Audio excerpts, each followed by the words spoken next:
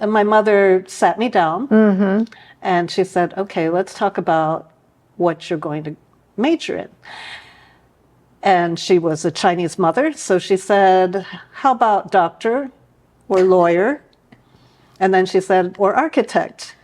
Because this was her misunderstanding, because at that time, the most famous Chinese American was I.M. Pei. He was like a model Chinese American architect, and he still is. He still is like very, very much admired by the Chinese community, like in Taiwan. He's so she thought it was a good profession. Interesting, because normally architecture doesn't come into what parents want you to do. It's not doctor or lawyer. Yeah. It's like a really difficult profession, and very few people manage to do well at it. Okay, and you decided to take that route because it was not a doctor or a lawyer, which I didn't want to be. So I'm like, okay, I'll be an architect. But I actually told her I want to be a writer. And she's like, no, hobby. That's a hobby. You need a profession. Yeah.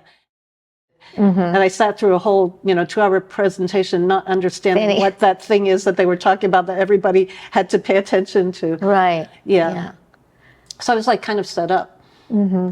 So does that upset you? I mean, looking at it, does it upset you that you didn't have more of a say or gave your kids a choice in terms of what they wanted to do? Because coming from an American, or a more open type of background, giving somebody the freedom of choice is quite important. I feel for myself. But yeah, how did you feel about that? It caused a lot of friction, to be honest, a lot of friction. And, I was very active in the play group and, Red Room, Stage Time and Jews. And this is all about expressing yourself. Right. And a lot of my friends' kids were in TAS, in the American school, or in, or more liberal or experimental schools. And being Western mothers, yes, we believe in choice, self-expression, that you should like what you do.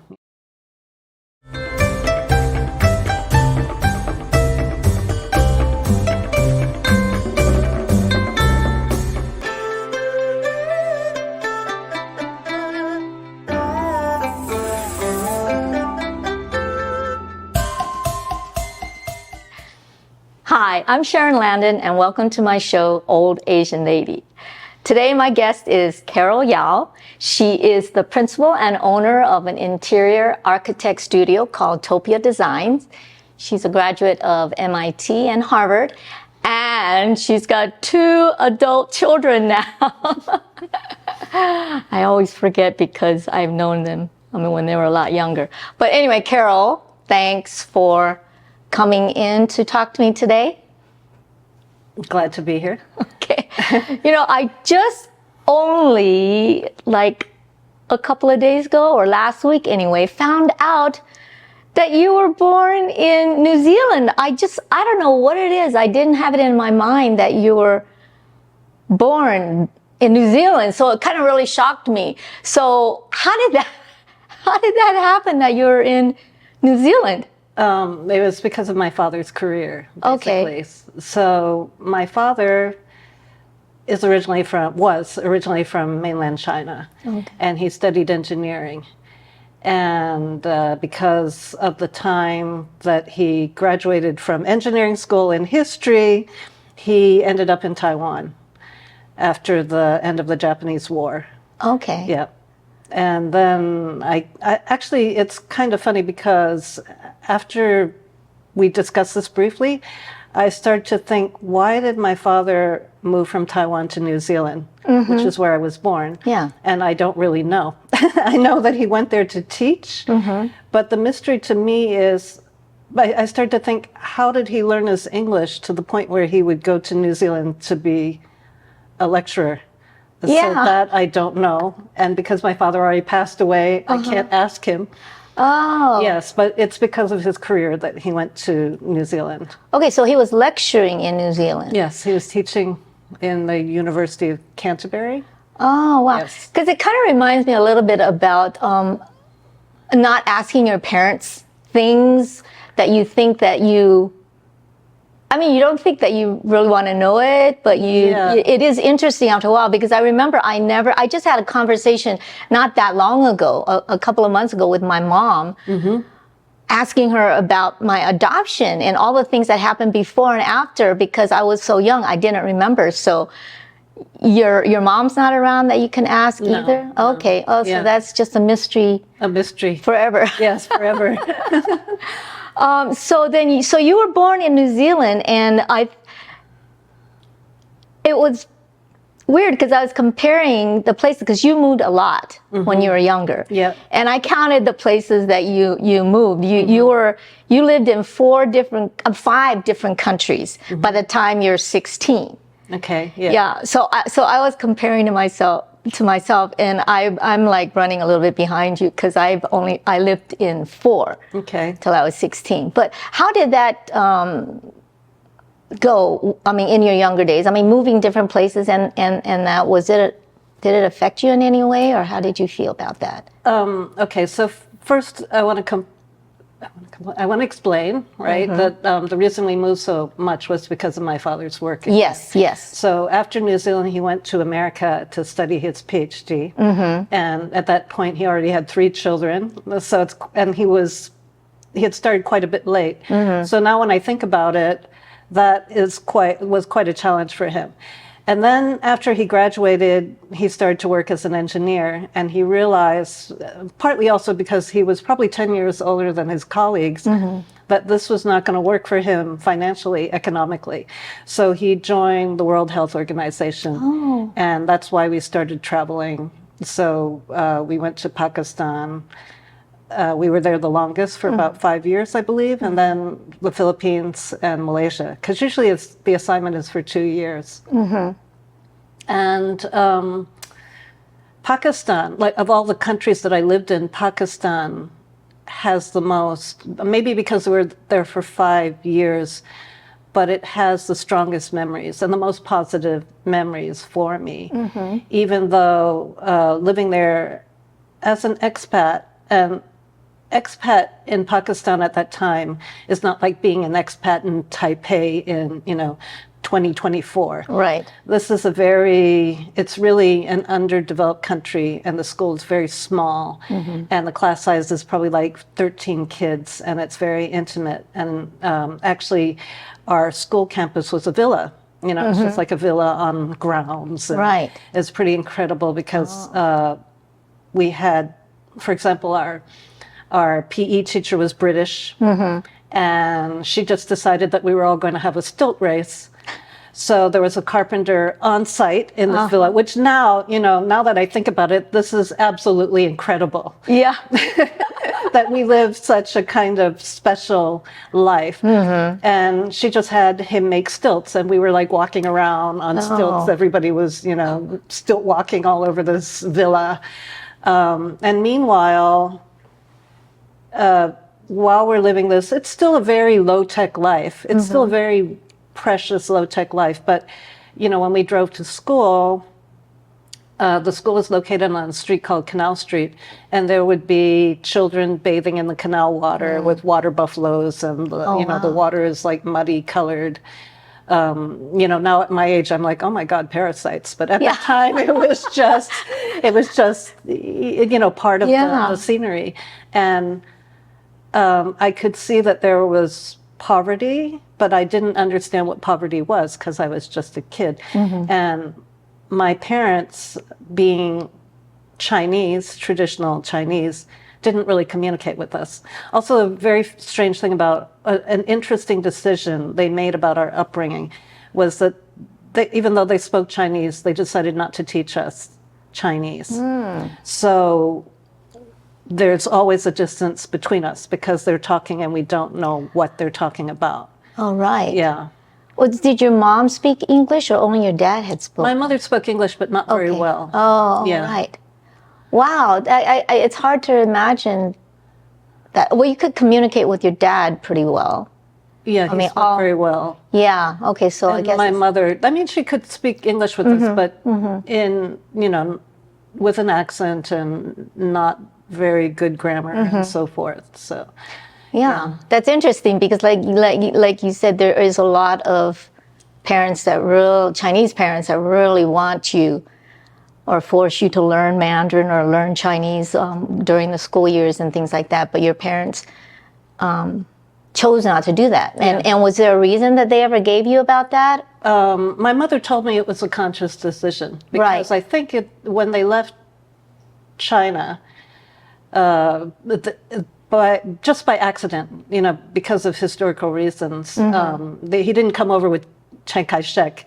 He came over as an engineer, and there was a post. And actually, that part I know, that because their education was interrupted because they took a year off to fight the Japanese, because there was no food and no paper and no funds. So the school's like, there's no point in going on. Let's just close the school, and everybody enlist tomorrow.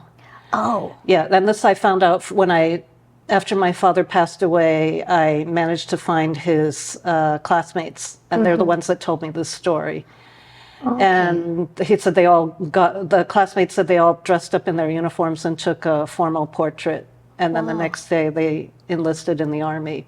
And luckily, the year after the Japanese surrendered, so they went back to school, but in Tianjin University, so they moved campus. Their old campus didn't exist anymore in Zhejiang, I guess, so they moved to Tianjin, and that's where they graduated from. But it also meant that they were older than all their classmates who had not had an interrupted education. Right. And as a result, when they graduated, all the good jobs were taken because they were out of the loop as it was, and the only assignment was in Taiwan, you know, which at that time was the boonies. Yeah. So that's how my father came to Taiwan, not with with CKS. Right.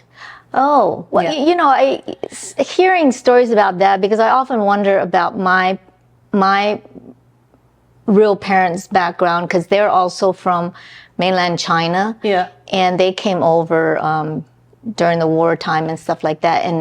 And I thought that it would be really interesting, you know, at some time to really try to find out. I mean, I also have family back there, but you know, not everybody's all old, and it's hard to find the different stories and things. A lot of things were destroyed. Yeah.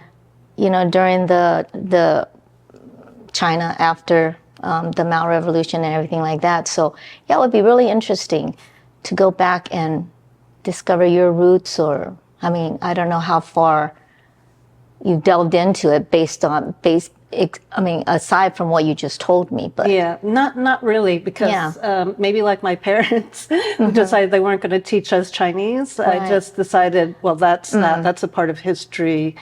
That's not part of my history. So, you know, I've been thinking about this, why they decided not to teach us Chinese. And I think it was because after, you know, of course, after they left, there was the, you know, communist revolution. And I believe there's probably a difference between mainlanders and Taiwanese. Like, I noticed that when Taiwanese go to America, they enroll their kids in Chinese school, or they speak Taiwanese. But when I was in America, a lot of my classmates were like me. We didn't speak Chinese. And I'm curious if it's because they were from mainland China, not from Taiwan. And so maybe, I'm just guessing, I'm just making this all up. Yeah. But maybe it's because they lost their country after they lost it. The motherland is not a place that they are planning to go back to. They're looking forward. Right. That's so, you know, we're immigrating. Yeah. We're not coming back. So, of course, ironically, I did come back, you know. I know how life goes, you know, it's really weird. Yeah. And my mother was like, oh, shoot, you know, we made the wrong decision. We should have made this happen. She can't speak Chinese. Yeah. So if you were born in New Zealand, because a lot of countries, if you happen to be born there, then you automatically get citizenship there. Is that the case? So you have a New Zealand passport? Originally. And then I was naturalized as an American. Okay. Yeah. So you gave up your New Zealand and you have American passport, and then you have Taiwan passport as well, or do you? Yes. Okay. Yes, through my parents. Right. Yeah. Oh, but your parents were not Taiwanese, though. They did, because they went from China to Taiwan and then to New Zealand. Right. Yeah, so they did live in Taiwan for, my brother was born here, for example, my older Oh, brother. okay, okay.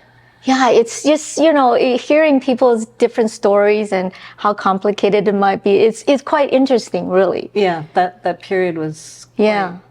messy, I think. Yeah. Actually, for a lot of people. And then for some people, it's very simple. Yeah.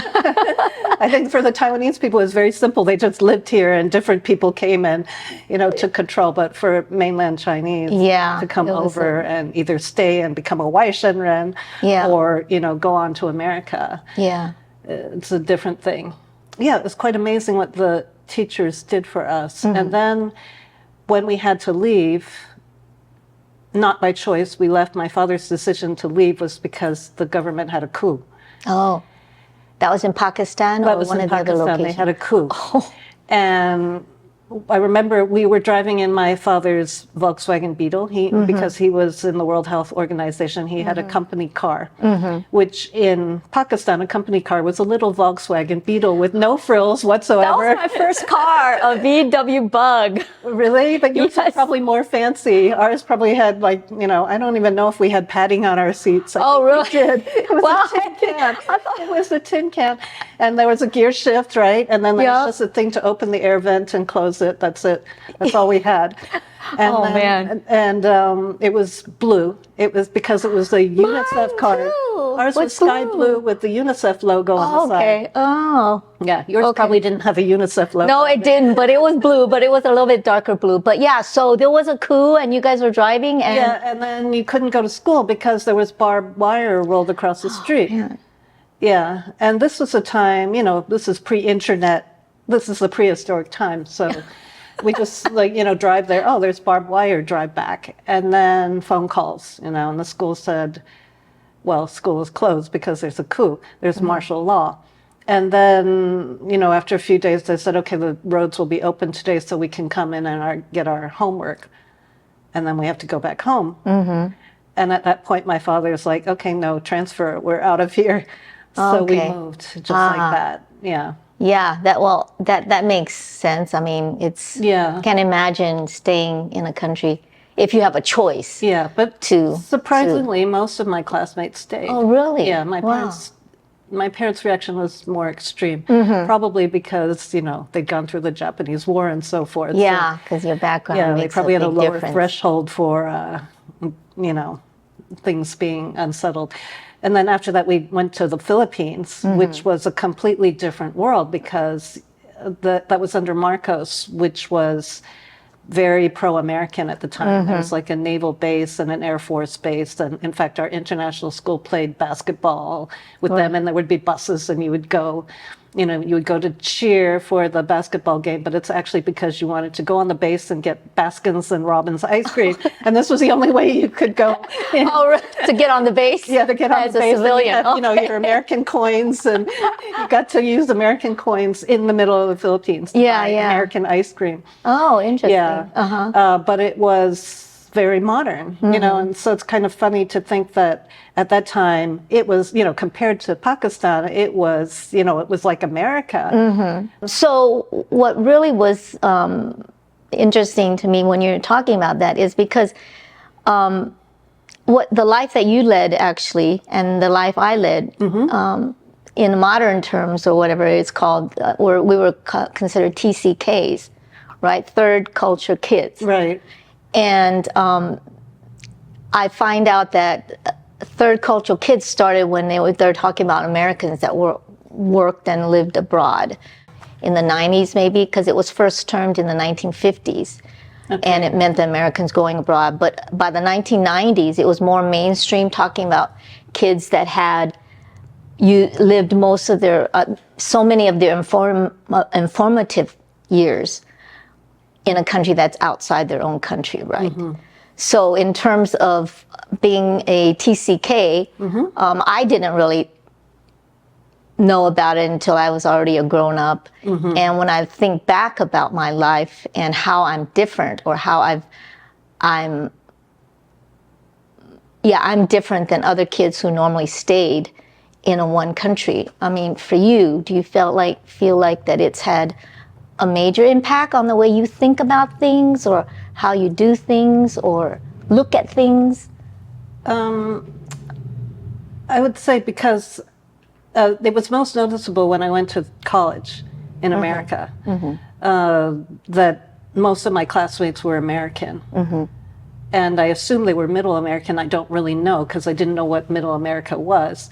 And I noticed that there was a cultural divide, like the music they listened to, especially the music they listened to was not music I had listened to, and the shows they had watched, I had not seen those shows, you know, so it was like a cultural, if you were to consider yourself American, which I was by nationality, it seems like I was in a cultural blackout, you know, for 15 years of my life.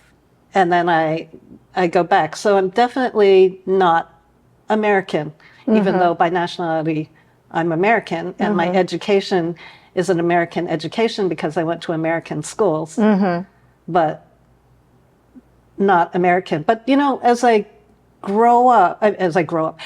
read more, I begin to realize maybe people who are, you know, 100% American also have this sort of disconnect from their own culture. So it's sort of looking at it from a distance. I can enjoy it like, for example, I very much enjoyed this book that I was introduced to by a French philosopher called America. The book was called America, and the philosopher was Jean Baudrillard, and he was talking about America, but as viewed by a French person. And I think I can see America, and the more time I spend here, and when I go back, I really do see America like looking through Other lenses. A lens. Yeah. I don't feel like I'm in the society. I feel like I'm looking at the society. Yeah, I think one thing about living abroad for so long and then being in the States, you definitely see things differently. I feel that I'm a lot open to a lot of more things than maybe mainstream Americans who haven't traveled. I mean, they may have traveled, but they've not lived abroad. I don't know if I feel like there's more empathy for people having lived in a lot of different cultures. So you have experience with a lot of different cultures. You know, it's not just, oh, I'm so one thing, like nationalistic, like I'm American or something like that. Yeah. But yeah, as a TCK, I mean, I don't know. Your kids are not TCKs because you guys, they've basically grown up here in Taiwan. You guys have not lived anywhere else. But in terms of teaching them, you know, your outlooks or your experience, have you had to do that, or it's really kind of based on your own outlook on life, just allow them to grow into themselves with the local, you know, idea, or they have an international type of I don't really know, because interestingly, I mean, I've never had this discussion with them. What do they identify as? But they will give me little glimpses of accidents that happen in their life. For example, their education was 100% in public school. Okay. Yeah. So there was, and it was, they spoke English with me. The reason is because, first of all, I wanted them to be fluent in English, but also because my Chinese is so painful to them that they would rather I would not speak in Chinese. So you mentioned before that you know, were in the States where you went to college and things like that, and you went to MIT. Yeah. Well, and you studied design or architecture at that point?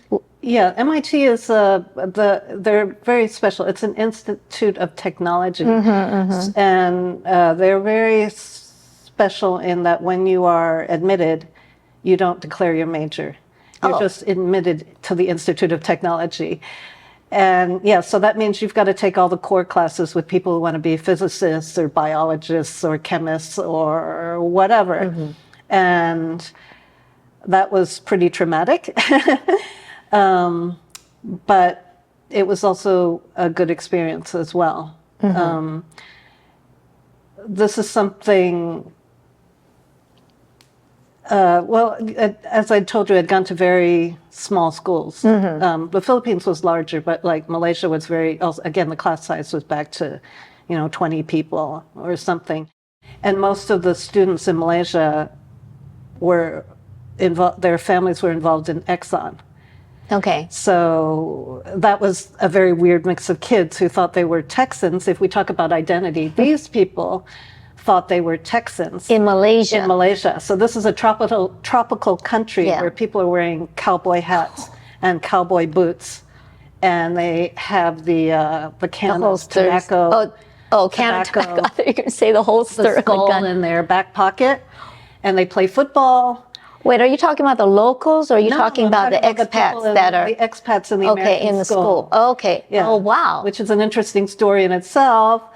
So quite extreme. And then when the yearbook is published, they list your place of birth and you find out they're all born in like Zaire or Libya. They never lived in Texas. Right. So for somehow they identified. But they identified very strongly as being Texan. And everybody, I would say like 90% of the school wanted to graduate and go back to Texas.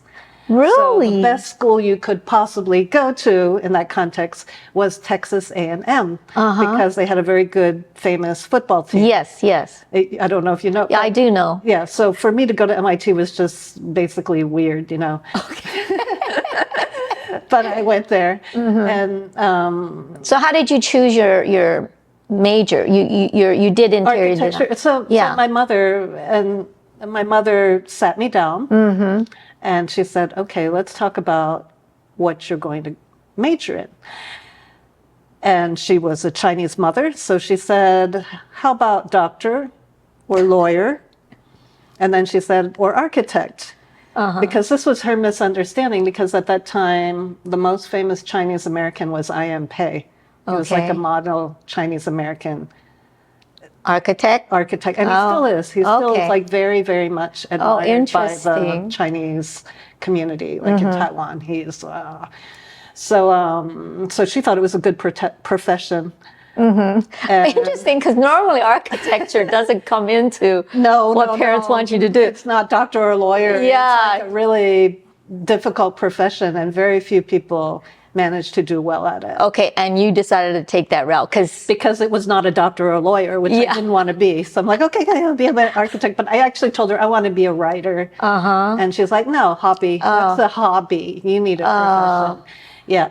And coincidentally, because my classmates were all from Texas, they wanted their preferred, like their preferred careers would be a mineral, agriculture, and just a mining engineer, or working on an oil rig, or an architect, because Texas was booming. Okay, I see. Wow. Yeah, so in that context, architecture was not, some weird. It was a profession. We had drafting classes and so forth. It's not exactly foreign. Yeah. It's weird because you're talking about your parents and your mom in one side not being so Chinese and making you guys just learn English and go that way, and then back to her Chinese roots, making you make a decision. At least she gave you three choices, that you could. Three choices. Okay. Or I would be a doctor today or something. Yeah. So you went that route, and was it something that grew on you? I mean, you just mentioned you actually wanted to be a writer. Yeah. Did MIT do writing or arts in that time? I do work with MIT now, like a volunteer with the alumni club. So, again, after not being in contact with the school for 30 years, now I'm like, oh, well, I can tell, I can do a PR thing. But they have a very big humanities department. And in fact, the dean of humanities came here. They come and visit us once in a while, and they brag about how it's the biggest humanities department in America. Okay, but during the time that you were going to school, they also had that. Probably also a very prominent, because we were forced to take, I'm going to say we were required to take humanities classes. And for many of the engineers, that was being forced. But for me, those were my favorite classes. Favorite classes. Oh. And Okay. they had writing classes, so I did take some writing classes there. But again, you know, I'm kind of laughing about this because my classmates were not writers, so we were pretty bad. So, like, our writing was all over the place. Oh, because there's engineers and all these people taking those Yeah, classes. but enthusiastic, but not really Right. knowing what the goals are in the class and so forth. And then they found these really eccentric authors to teach us. Oh. Yeah, I was, in fact, when the humanities dean came here, I was like kind of complaining to him how like MIT found the wackiest, most eccentric people to teach us in this engineering school. And some of them we were like totally terrified of because they were so strange and they would talk to us like this. Well, you know, engineers don't have the best or, you know, personalities or the outgoing, or I'm assuming they had to be engineers that were teaching these classes. No. Oh, the literature classes. These were real authors teaching engineers. Oh, the authors, the actual authors of the books. Authors like Cambridge, you know, Cambridge-based, Cambridge, Massachusetts-based authors. Oh, because they have the name and they were famous or something. They were really teaching at MIT probably as part of the prestige. I don't know if it was prestige or a social experiment, but okay. But it was. But those classes were great. Yeah. Oh, really? Yeah. Okay, so you suffered through the architecture classes and things like that, though, the and you got architecture your classes were also design. That was also really interesting because the architecture department at MIT at the time was very socialist oriented, and we were basically taught by hippies. Oh. Okay, so I'd like grown up in the third world. I didn't know they were hippies. I didn't know what was going on, and all this social, all these social ideas actually are from the developed world. Yeah. Even though they might use the developing world as references, these are all like what we would say privileged or first world concerns. Yeah, because the developing world, I mean, they have other things they have to deal with, like getting food on their table and all of this. Making mud huts. Yeah, and and stuff, you know, but they would, we watched them, they used the dung patties. They right. would use the dung from their water buffaloes to make patties and stick it on the wall. On the walls for the, because they burn it to cook their meals. Oh, that must have smelled good. Yeah, so that would be very fascinating to MIT, which was talking more about, you know, community and man's instinct to create built form and so forth. Okay, and as part of architecture, you can say. Yeah, so I was like really in a, not only was I in my dorm with this middle-class American cultural, what do you call it? Cultural culture shock, I guess. Then I also had this academic cultural shock being taught by these socialist professors. And then I had the culture shock of being thrown in with these mathematical, scientific geniuses. So there were like all kinds of multiple shocks going on here. So. And you still survived. It was a very difficult time. Oh. Yeah. So what do you feel then was the most difficult time, or what was the one thing that you felt was the hardest thing to deal with? Because you moved, until you were 18. You were really young.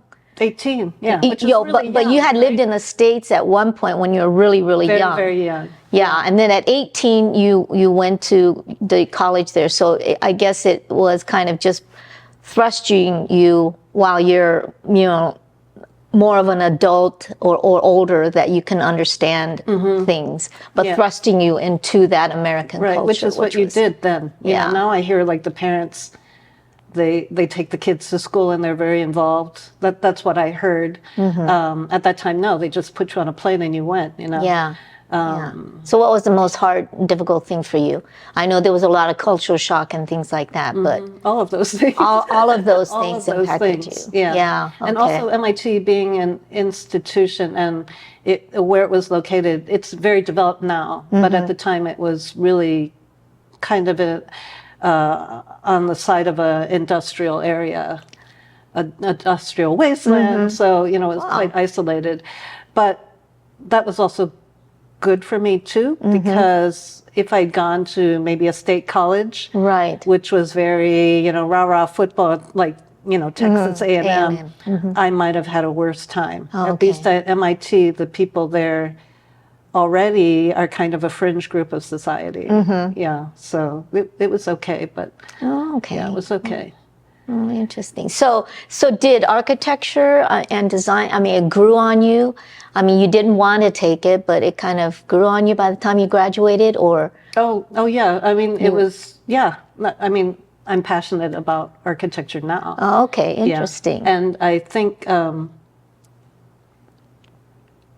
architecture can be, it's very complicated profession because it spans, there are many ways to be an architect. You can be more artistic, you can be more technical, you can do very small projects, you can do very large ones, you can be commercial, you can be theoretical. Yeah. So actually in the field of architecture, there's a lot of room to negotiate and find your path, or not find your path, but yeah, so I just found what I'm doing, I really enjoy a lot. Okay, so I think, do you tend to, I feel like your studio is kind of like the design studio, so you more tend towards artistic, not so much mechanical and so much more. Yeah, because like now I've honed in on the interior aspect. Right. Yeah, although now I'm feeling nostalgic. Why did I go in interiors? I wish I could do, architecture and do big gestures. But if I were to do big gestures, it would be address social issues, going back to MIT, thinking about, because I do believe, which is sort of what they taught us, which that architecture can affect people's lives. Right. So that's sort of one. They were more saying life generates architecture. But what I've found is that architecture can influence a person's life in a positive way. Right. Which is important to me. So even when I do like a little tiny interiors project, I try to imagine the person's life inside that space. And I think that's my storytelling, literary bias. Okay, interesting. So when you're doing a project, you really are hands-on with it. Very you talk hands-on. to your clients and just work around what their lifestyle is and design in that way, or do you like put your own knowledge and your expertise more into it rather than putting what their thoughts are? Because a lot of times clients, they don't really understand certain elements. They don't understand elements, or maybe they don't even understand what they want. Yeah. So in recent years, but when you're immature in your profession, you're just kind of you're behind the project, right? Right. But once you get mature and you relax, then maybe you don't take it so seriously because you're not going to be the next IMP or whatever. Right. And there are reasons for that, because you didn't have the raw material to be the next IMP. Right. So you are what you are. Yes. No need to regret, but because I'm so interested in the storytelling aspect or the personality, when I meet a new client, I try to understand not just what they say they want. Oh, we have this plan and we need to put this there and that there, and but what I think they want, which is not being said, like what their aspirations might be, or and sometimes it's just more technical problems like the circulation problem or the way the space is used. Yeah, but to do that, you still need to try and imagine what that space is going to be used for. If you like design in a void, you really don't.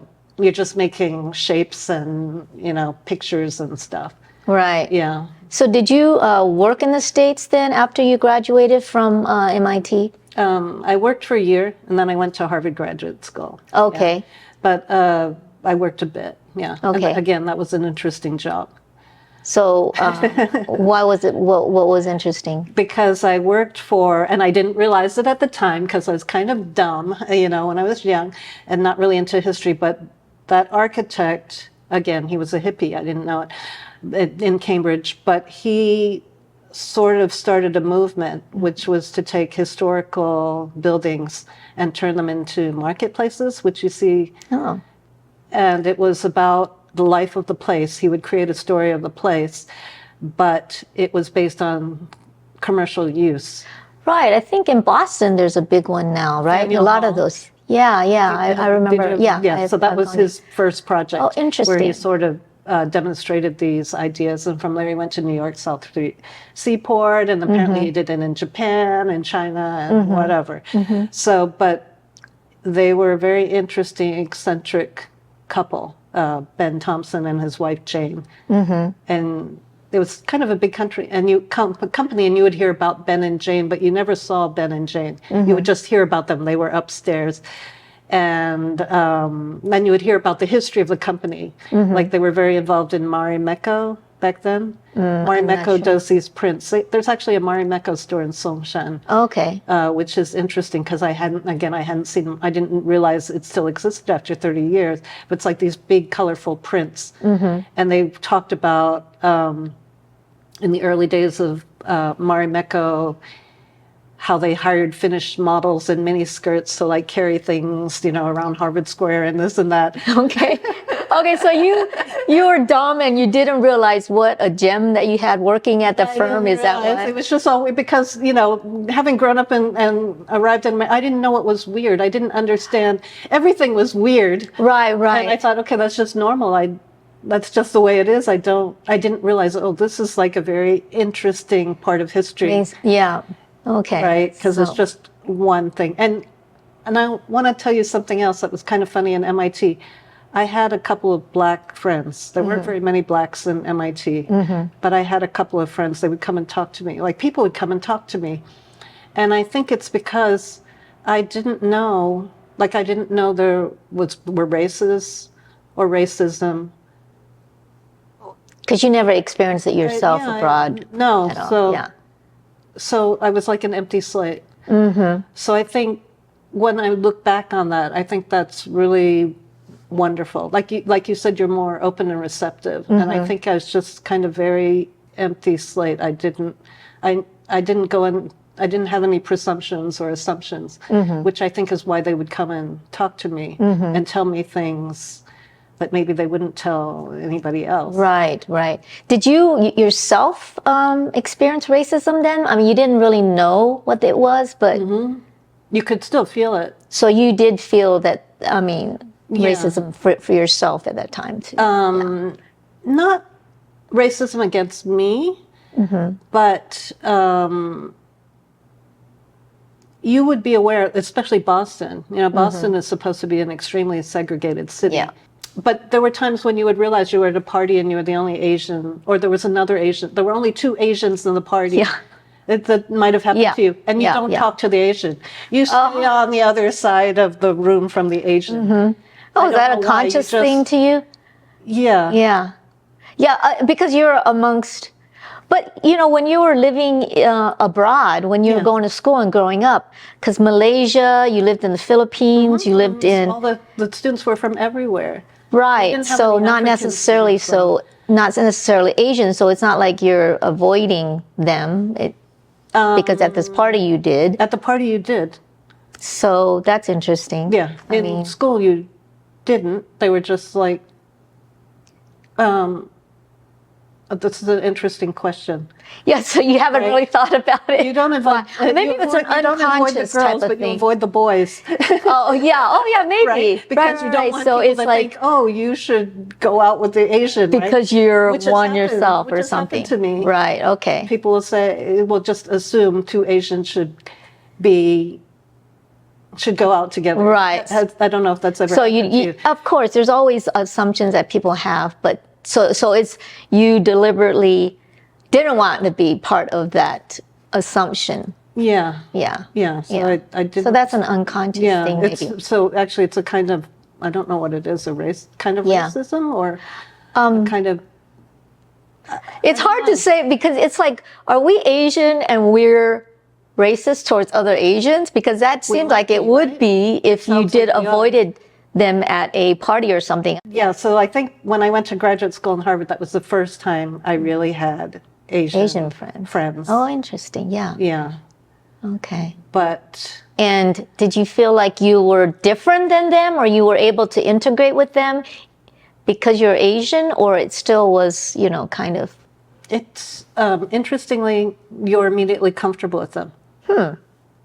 Yeah. I don't know why. Okay. Maybe because you'd gotten a little bit older and you kind of been in the States for a while, so you're not in that cultural shock moment. You've kind of adapted and adjusted a little bit. So you could. But I also think Asians, like, at that time, right, back then, now people talk about their ethnicity and, you've on social media, what it's like to have a Chinese mom and all that stuff. We didn't have that back then, right? Nobody talked about race back then. Right. So, and yet, when Asians are together, there's definitely some shared something, what we call mochi. I don't know what it is. You feel more relaxed. And Yeah, I think it's weird because maybe in certain parts of your life, depending on what stage you're at, in your own self-identity or in your own self-confidence level or something like that, things shift in terms of, I don't know. Maybe that's what it is. You felt comfortable in your skin. You were an Asian. There's other Asians there. And it just seemed good to fit in. Yeah. I don't know. Yeah. Okay. So your Harvard, you graduated from Harvard. And then did you end up staying in the States to work in another firm that you might not know about? Or what? No, after that, I went to Paris. Oh, you directly went to Paris? I directly went to Paris. How did that come about? Because I thought it was French, I wanted to be French. And so, it's like cold and snowy and slushy and Harvard, and we're doing our thesis, and I'm like, when I graduate, I'm going to Paris, Oh, that's interesting. Yeah, so when you're young, you're like completely naive, right? Yeah. So I'm like, and we didn't have internet then, so I'm like, let's see, IMPay has here we go again. Right. IMPay has an office in Paris, so I'm going to work in IMPay's office, so I'm going to so I asked around, who should I write to if I want to work in IMPay's office in Paris? So IMPay's son, Didi, was actually the classmate of some of my friends that I met at work while working in Boston. Actually, I forgot I worked in two firms in Boston. One was one was the hippies, and one was like a very Boston firm, which is another story I won't go into. But so you asked the son. So I asked, and he said, "Okay, just why don't you write to DDP?" Okay. So back in those days, the prehistoric times, you typed a letter introducing yourself, and I'm this and this, and I want to work in Paris, blah, blah, blah. Is there an opening? And then you fax it. And then I got a response back. Amazing. Probably, I don't remember how I got the response, because we didn't have email then. Anyway, I got a letter back, and it said, call so-and-so when you get to Paris. Wow. So already you made a decision you were going to go there, and then you got a job. Yeah. Pretty much. Yeah. Because otherwise you wouldn't have gone there. It was pretty much already stated, sort of, that you're going to have a job there no matter what, as long as you show up. Yeah, they're just like, contact so-and-so. But I had to get my own work permit, which was hard. So I managed to get what they call a stage, an internship status thing where you can... Which unfortunately it was only 3 months, or 2 months.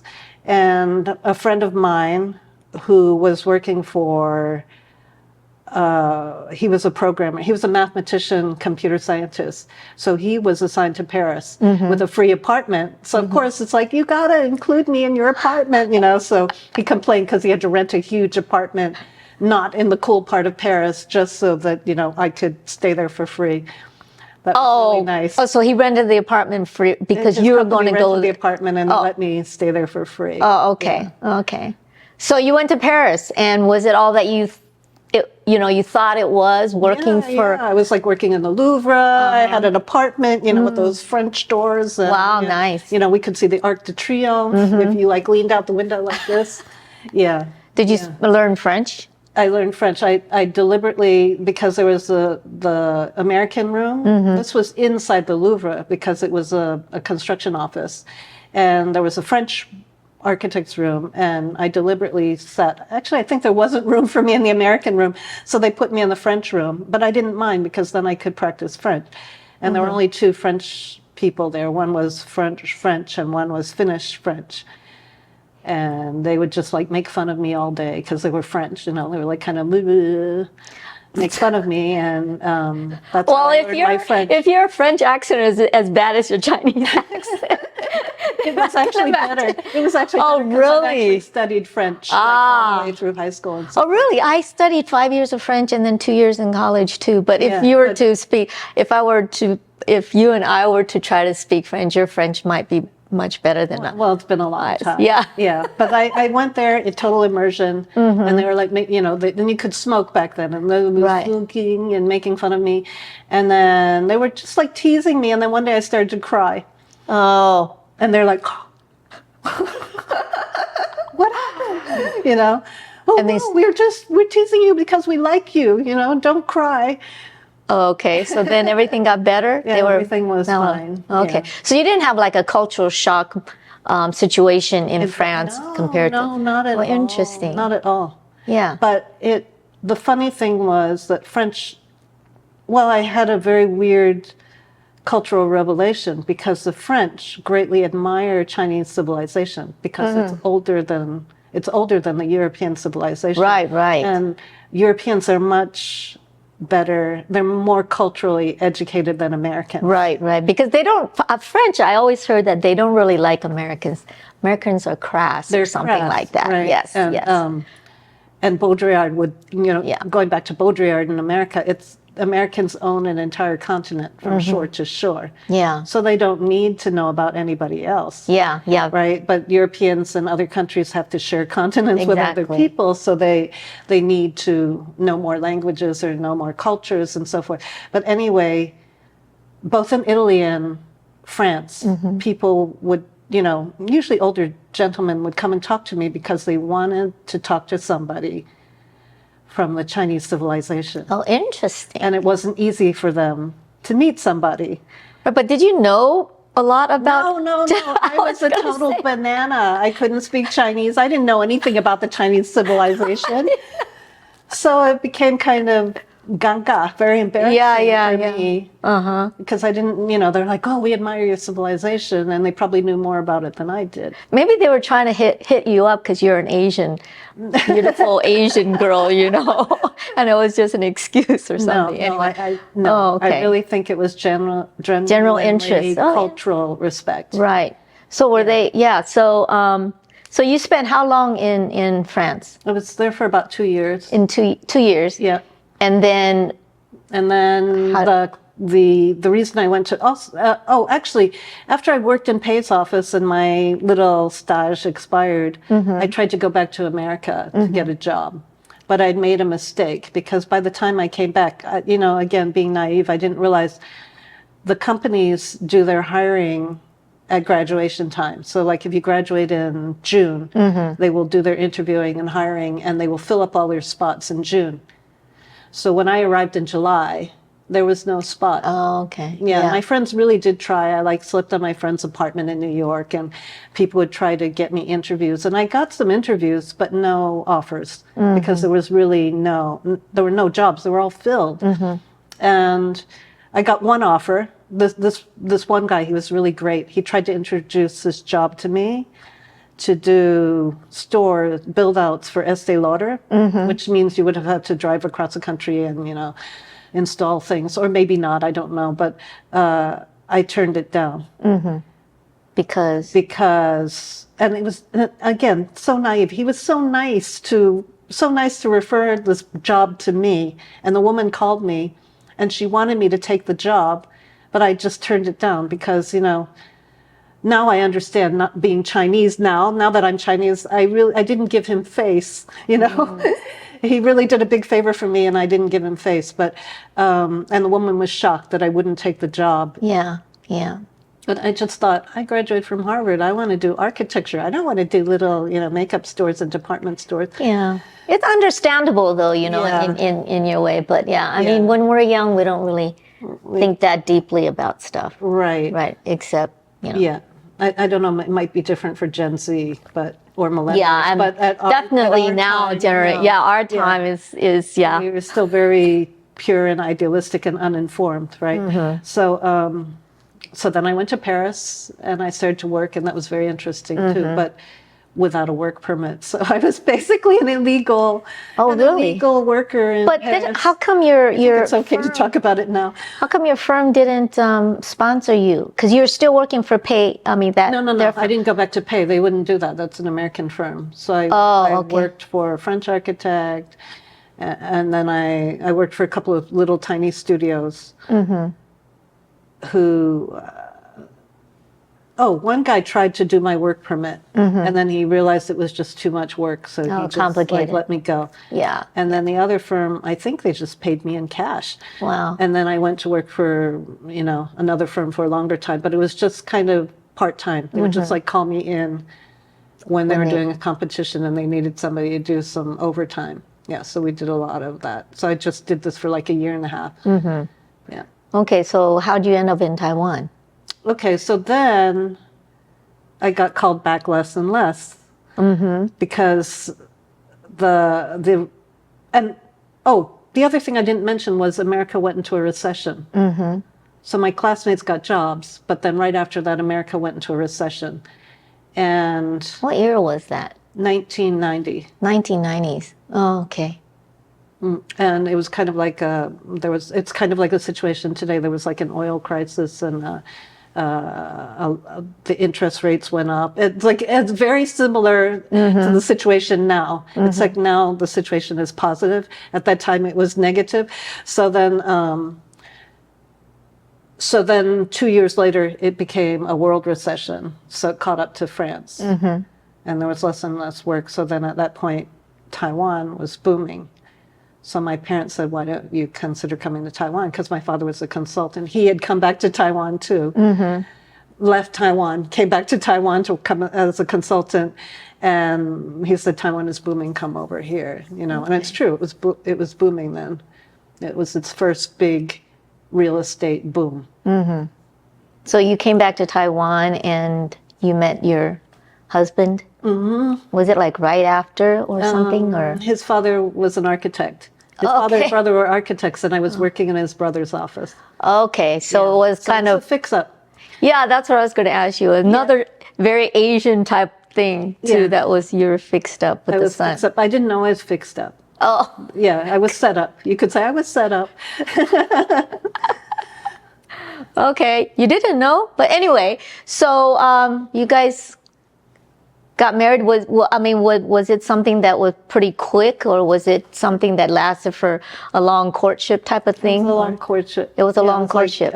He would basically show up every year. There's a banquet, right? The company will have a banquet, and he would show up at the banquet. And he did this for 3 years. He was trying to date me, and I kept refusing. So I kept saying, I'm only in Taiwan for a short time, and I'm gonna leave. So after the 3rd year, I was still in Taiwan. So it was like becoming very ganga again. Embarrassing. Very embarrassing. Yeah. So then I thought, okay, I'll just go out with him. And what was the reason you didn't really refused him? Because was it his personality, or you just didn't? He was Taiwanese. You didn't like it, or he was Taiwanese, and he's like, I really didn't think I was going to stay here. Yeah. When you had kids, how did that affect your working career? Okay, so like Julie and I went back right away, right? And I worked till my water broke or something. So then I had to give birth. So he was premature. Nicole, for some reason, when I had Nicole, because I was very sick when I was pregnant, so I took time off. And I was doing breastfeeding, and I didn't want to go back to work. It's just like lost my mind, completely immersed in the world of this childhood and motherhood and so forth. And I got a call from my office, and they said, there's this Japanese gentleman who you might know, my friend Oyuki-san, and he needs somebody to help him, so you need to come in and help him. And I'm like, I don't want to. And they're like, yes, you have to come to help him. Nobody else can. So they forced me to come in part-time. And this was after taking time off for about 1.5 years. So, and then once I went in, I learned, actually interestingly, because I wanted to run home and be with my kids. This is a problem. When you have kids, you always feel guilty when you're working. So you want to go back home. So in order to go home quickly, I had to learn to be very efficient with my time. Like I would say, get one task done, finish it 3 hours, go home. And I believe that's how I really learn to like kind of maximize my efficiencies. Probably originating from my mother being so ambitious herself. My mother, again, going back into my parents' She had her own career. but she was probably a very talented, also high achiever person who was cheated by her circumstances in history. Okay. And so because she was very frustrated, she kind of wanted to live out these ambitions through her children, I think. Okay, But so the more you push, the less the children want to be pushed. Yeah, yeah. It sort of backfires. Okay, so she never, did she go back to having her own career and stuff? No, because she said she was always like first in her class, and when they had to select the banzan, like the class leader, everybody would raise their hands and say, oh, it should be, Chenjing. But she ended up going to Shida, the teaching college, because you get a full scholarship. Because at that point, she was very angry at her father. Her mother died during the war, the later part of the war, and her father moved to Taiwan. They moved to Taiwan, not with CKS. They just moved because they had family connections. And her father, should I be saying this in public? He just, he started to go to nightclubs and stuff. And my mom was so mad, she decided, okay, I'm cutting myself off from him. I'm going to be independent. And one way to do that is to go to teaching college because you got a full scholarship. Right. So she became a teacher? She became a teacher. No, not quite. She never finished because she married my father. Okay. And she became pregnant while she was in college. And apparently at that time, even if you're married, you can't be pregnant while you're going to college. So like she said all the male classmates would make fun of her. And, how the campuses have gates. She said her her girlfriends would meet her at the gate and kind of surround her because, her stomach was starting to show. And they would all like try to walk in together with her, serving as camouflage for her. And the boys would be going, oh, what do we see there? Somebody's got a big tummy. And she was also having morning sickness and so forth. So she ended up dropping out of school. Okay, so her ambitions never got realized in terms of working because she had kids and stuff like that. So for you're saying that you were, your self-confidence wasn't there because your mom. Yeah, because she was very, very pushy. So now you've had your company for 16 years, right? Yeah. And is it where you thought you wanted it to be with with what you imagine a company that you started to be? Maybe my problem was I never, maybe you can tell, but the way I live my life is there's never any master plan. Okay. It's just kind of go where it is randomly, this and that. And but you keep busy though. I keep busy, with a lot of projects. And sometimes I wonder, why didn't I become big? Why didn't I expand? Why am I not like this or that? And then I realized and this is what I tell young people sometimes. One thing is always chance, right? And two, you are who you are. Yeah. Right? So as you can, I have aversions to, being commercial. I need to be very hands-on and involved. I don't subcontract. I don't outsource. I've got to be there. So how big can I be? I will only be as far as I can reach, and then And then a couple of years ago, I was like having a crisis. Who's going to take over this firm? Oh God, I got to get, an employee and train somebody, and they have to have this and that, so that they can take over the firm. And then I began to realize, no, the firm is me. Yeah. It's just me doing what I want to do, my passion. And I'm irreplaceable, no matter what they say, you are irreplaceable, you are you. So, right.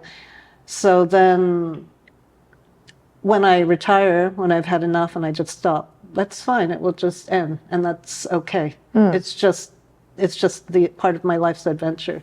Right. So it's not like your kids are, either one of them are into architecture or anything like that. Obviously not. They didn't go that way. Plus, I saw how angry, upset Mommy was at dinner time. Okay.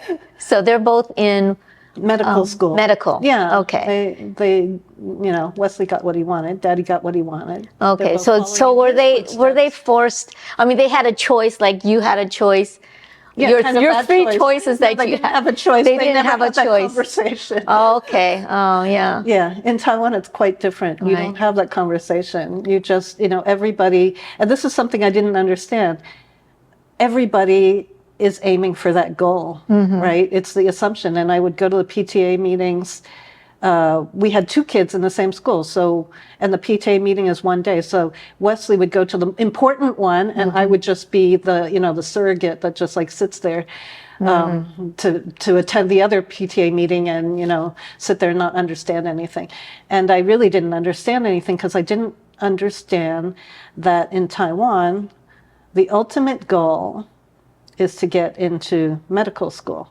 Okay. Or engineering, like Tai-Da or whatever engineering. Yeah, and but really medical school. I never heard them talking about engineering. It was really just about medical school.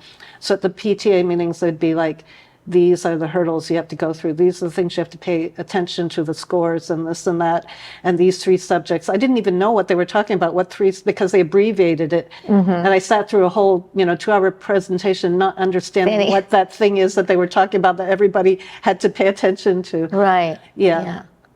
So I was like kind of set up.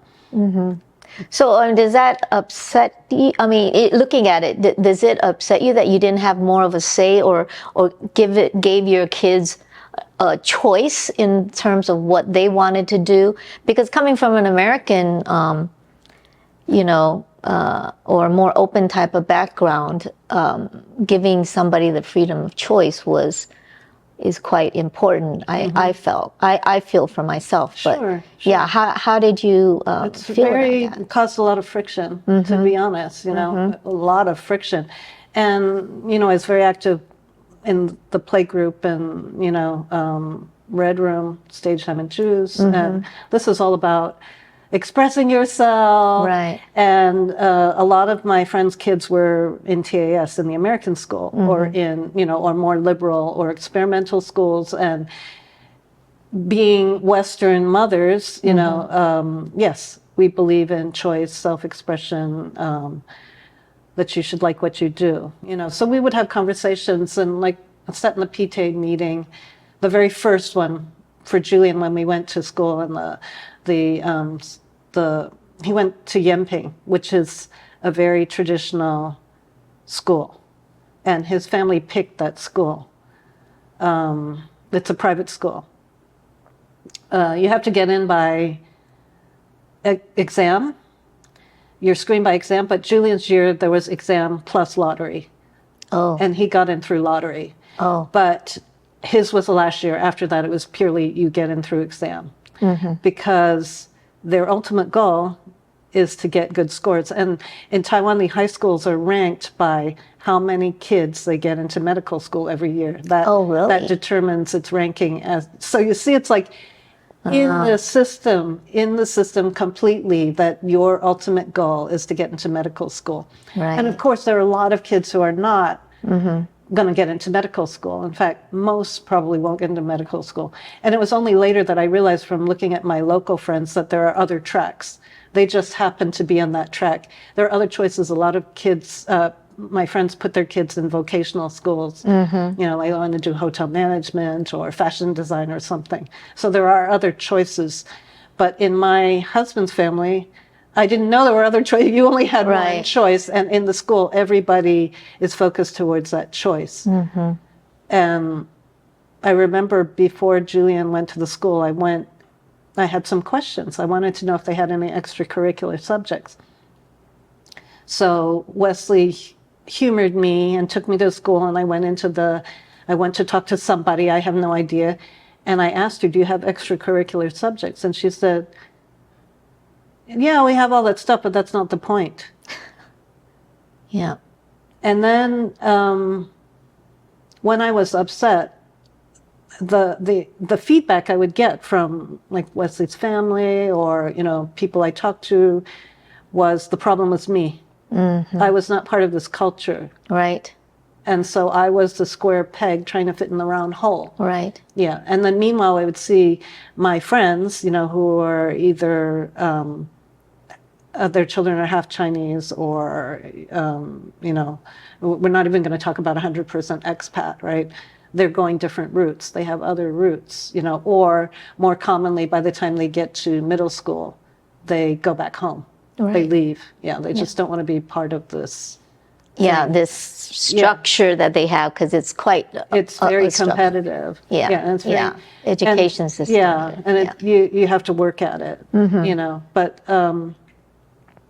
so in terms of like personality-wise, you being coming from the American culture that way compared to their dad's Taiwanese culture and things, how do you think your kids fit in terms of? Because you guys go back to the States for holidays and things like that. But do they have a traditional type of way of looking at things, or are they more like American open type of thing from you? I think like Julian, who's more sensitive, right? Nicole is more focused, like more task-oriented. Julian is more sensitive. He's mentioned to me that sometimes he doesn't know where he belongs. Sometimes he said his friends will make fun of him because he uses the wrong words.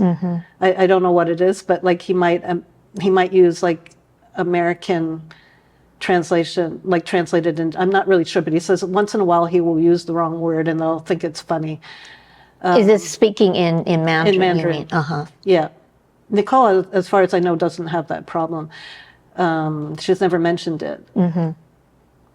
He said, what was it? We saw some movie. We recently saw the movie Dune 2. Yeah, okay. Right? And remember the main character of Dune 2? I haven't seen the movie, but I've read the book. His mother is some, I don't remember the two. She's the witch. And the father is the noble family. Yeah, what is the name of that? And he's a hybrid. Yeah. Yeah. Right? And he doesn't know which one he belongs to. Right. He said identity. He kind of related to that. Yeah. So I guess that gave me some clues to how he feels. Yeah. Yeah. I mean, I can imagine though, having different cultural upbringing or ideas from your parents can be kind of a little bit relaying on your own identity. Yeah. But do your kids speak? Do they speak Taiwanese too? Not very well. Oh, okay. In fact, I've been told very not well. Okay. Very not well. Well, your English is going to be. But my husband said if you're from the north of Taiwan, you probably don't speak well anyway. Okay. Okay. Yeah, so there are Taiwanese, 100% born, not mixed culture, that don't speak Taiwanese well. Right, well either, so it's not north, But how he survives in Kaohsiung, I don't know, which is deep south, I don't know. Yeah.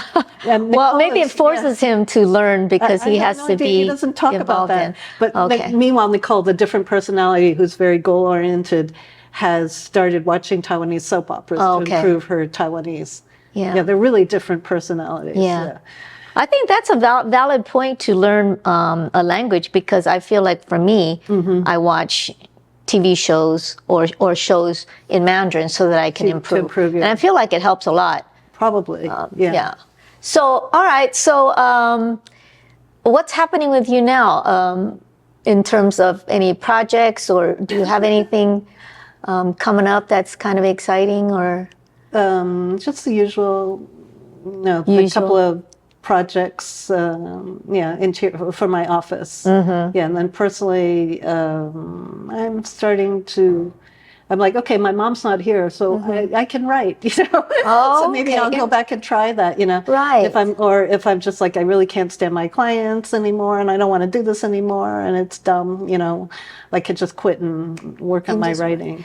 Oh, so you're going to go back to that after all this time. But, I always thought that because of the posts that you write in Facebook, it's just such a cool thing to read your posts because you write it in a lot of poetic, not poetic terms, but the way that people can really visualize what you're talking about. Whether you're talking about some kind of building or something that architectural structure that you've seen on the way going to work or whatever, or like restaurants or something that you've gone to, or just the people that you see on the street. It's really cool. So I feel like, doing that or pursuing that when you've always not always wanted, maybe you forgot about it for a while, but now I forgot, I gave it up. I thought, okay, I have Topia, I'm an architect, but Facebook, actually, when Facebook started, people didn't like social media because they thought it was so superficial. So I actually made a conscious effort to try and subvert it in a way and make it more literary. So that's when I started to do these kind of literary posts. But I got a lot of positive feedback, like when people meet me, like I haven't met them for a long time, and the first thing they'll say is, I really appreciate your posts. So I thought, okay, maybe what I'm doing is important, in some way people need that. I do a lot of reading, by the way. I read a lot. Well, it comes in phases. Sometimes I just, Netflix, but sometimes I go through waves when I read, and I actually read writers that usually have won literary prizes because I care a lot about the language. I don't like bestsellers that are, action stories or something. I really care about description or language or characters or so forth. And so the Facebook is sort of, because, sometimes, my posts will take up to an hour to write. Sometimes, that's quite exhausting. Oh, I know. This is, Yeah. So they're actually crafted, and sometimes you're lucky and you can write it in 15 minutes or 5 minutes or something. And then you go back, oh, I grammatical error. I spelled that wrong, used it wrong, or repeated a word or something. But I think if people feel something, they feel some connection, or they feel more optimistic or hopeful because of it, then I think it's okay. It just encourages, because I myself think I'm probably pedantic and boring and drivel, blah, blah, blah, go on and on and on. But, and it's a monologue, no interruptions. But I do try to post things that, first of all, like one of my rules about social media posting is that I don't want to post things that are not accessible to other people. It's like for Las Vegas, that's an exception because I love Las Vegas so much. But the interior design, just the whole thing. Oh, yeah, you must go crazy over there. Yeah. Every time you go, You just walk in and like, wait, stop, I got to take a picture. Yes, my family's like, oh, I'm going to die. But I just think that from something so simple, you can still extract something from it if you look at it the right way, And then that might also be my architectural training or my practice informing me, because you got to take a space and find out what's worthwhile in it, right? No matter what they give you. Oh, interesting. So you have to be very think about it. Positive. You have to be very optimistic. And I think maybe when I try to like highlight an interaction or something, I think, okay, I just want to record this, because something will happen and and then you go on to the next thing, right? But you could stop at that moment and record it. Yeah, and then it becomes something special in a very banal or monotonous day. It's nothing. I just make something out of nothing. Right. Yeah. So, do you think about writing a book then yourself, or is it Yeah, I'm like right now, actually, I'm starting on Oh, I'm trying to write a novel because everybody said, you should write, you should write, you should write. wow, yeah. So I'm like, okay, I'm going to do this. And sadly, it's about architecture. It's about a piece of architecture. Oh, It's but about the architecture, the building is the main character of the story, but it's how the people's lives are affected by creating that. this piece of architecture. oh, interesting, because that goes back to story your of my life.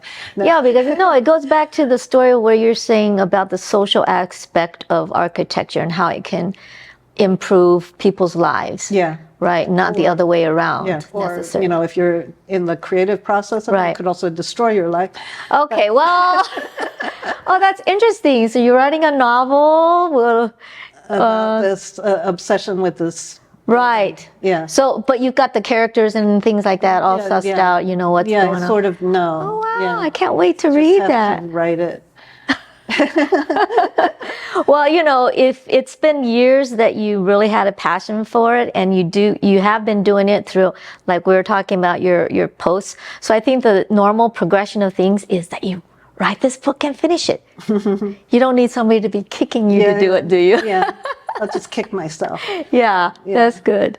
So, okay. Thank you, Carol, for coming by and sharing your story with us. And hope to hear, maybe we can get together and do something about the family roots type of thing. I think that's so interesting, potentially. But anyway. I think your family roots are more interesting. No, everybody has a really interesting story. But anyway, thank you all for stopping by with us, and we'll see you next time. Bye-bye.